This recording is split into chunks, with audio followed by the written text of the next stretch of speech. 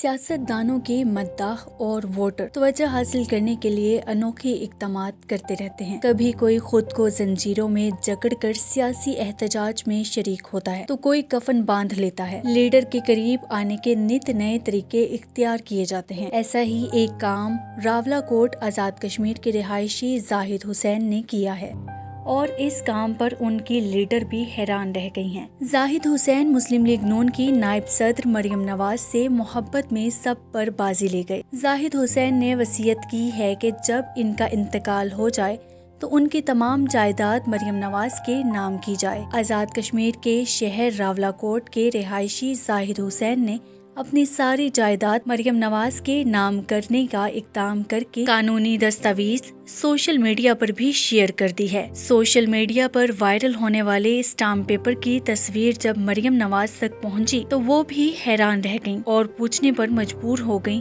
कि उन्होंने ऐसा क्यों किया।